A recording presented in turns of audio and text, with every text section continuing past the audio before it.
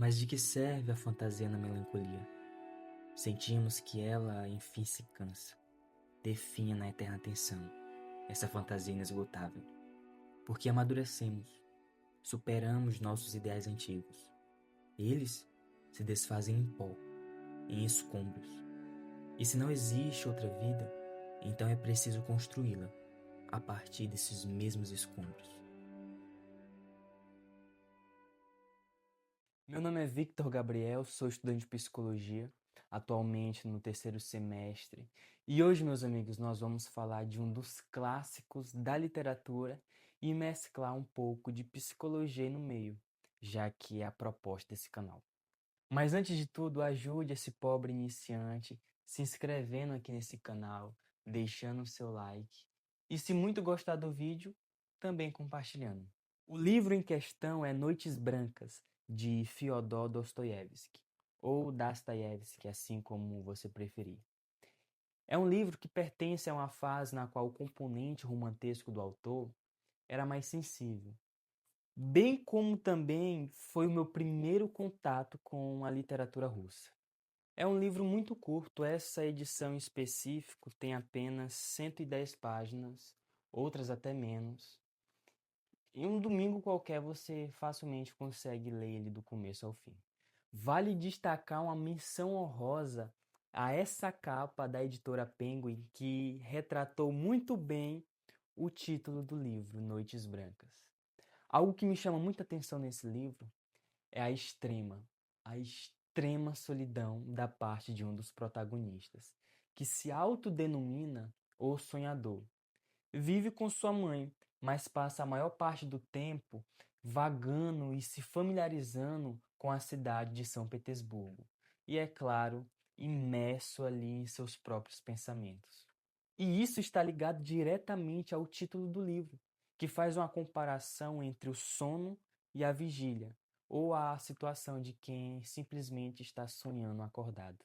Pois essa expressão Noites Brancas se refere a um fenômeno climático que marca São Petersburgo em determinada fase do verão, que é quando o sol ele não chega a se pôr completamente e assim a noite ela ainda conserva um pouco da luminosidade do sol.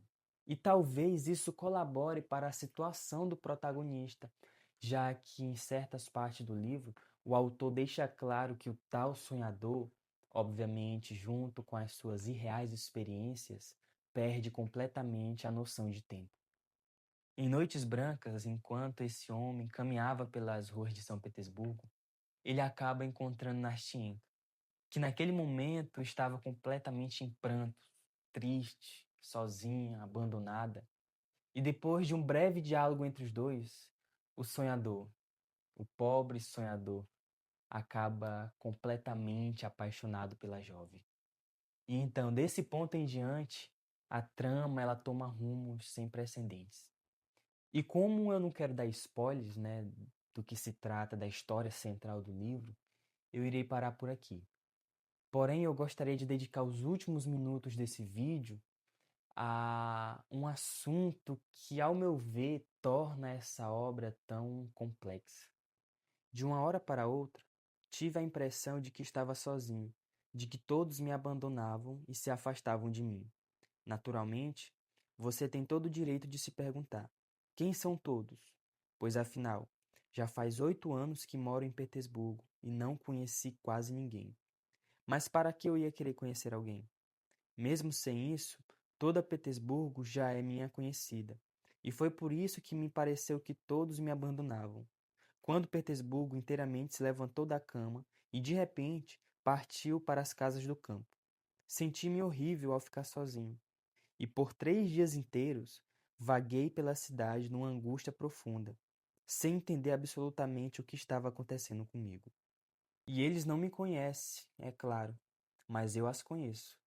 E as conheço intimamente. Quase decorei suas fisionomias. E me encanto quando estão alegres, e me deprimo quando estão sombrias. O livro traz uma solidão extremamente profunda, que de certa forma me incomodou bastante.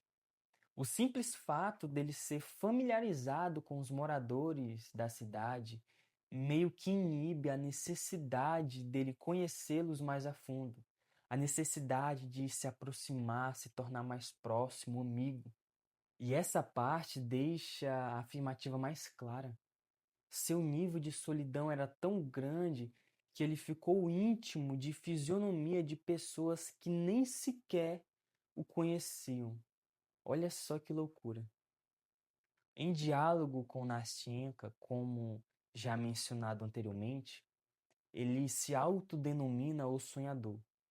E percebemos como que de forma clara esse homem de fato sonha acordado quase que o tempo todo.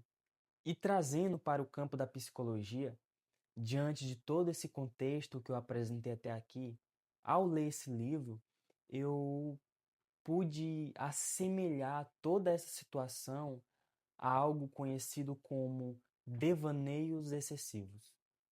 Segundo outras literaturas, e agora se tratando de algo mais científico, os devaneios excessivos é uma condição caracterizada por longos períodos de atividades imaginativas e fantasiosas, de caráter sistemático e imersivo, que na maioria das vezes resulta em um prejuízo de funcionamento social. Se a senhora soubesse quantas vezes me apaixonei dessa forma. Mas como assim? Por quem? Por ninguém. Por um ideal. Por aquela que me aparece em sonhos. Crio romances inteiros em devaneios. Pessoas acometidas a tal situação, muito comumente, elas criam, obviamente em sua imaginação, uma versão idealizada de si mesmo. Elas criam relacionamentos amorosos, realização de desejos, famílias e até mesmo amizades imaginárias. E isso vai de encontro com a vida do nosso amigo, uma vez que é mencionado no livro que ele nunca teve contato com mulheres, a não ser através de seus sonhos. Sugere-se que pessoas com essa condição, elas tentem satisfazer as suas necessidades emocionais se envolvendo em relacionamentos unilaterais não recíprocos, seja com figuras da mídia, personagens ou com alguma moça russa. É experimentar afeto, reconhecimento, valor, tudo isso por meio de narrativas idealizadas, na tentativa de sentir ou se submeter a uma situação ideal.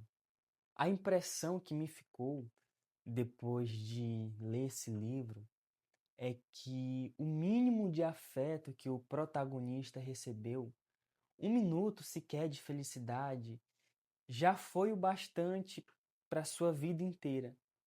E foi isso que, para mim, tornou essa obra tão trágica. E talvez tudo isso reflita a vida de muitas pessoas. Aquelas pessoas que trocam o que é real pelo irreal, que trocam o que é palpável pelo imaginário e acabam se entregando completamente a elas. E retomando a citação lá do início do vídeo, quando essas fantasias se definham, acabam, o que vem ao nosso encontro é a dura realidade, escombros da vida real, bem longe do que muitas das vezes é idealizado em pensamentos. E a vida real é isso mesmo. É dura, é triste, é difícil, mas não deixa de ser vida.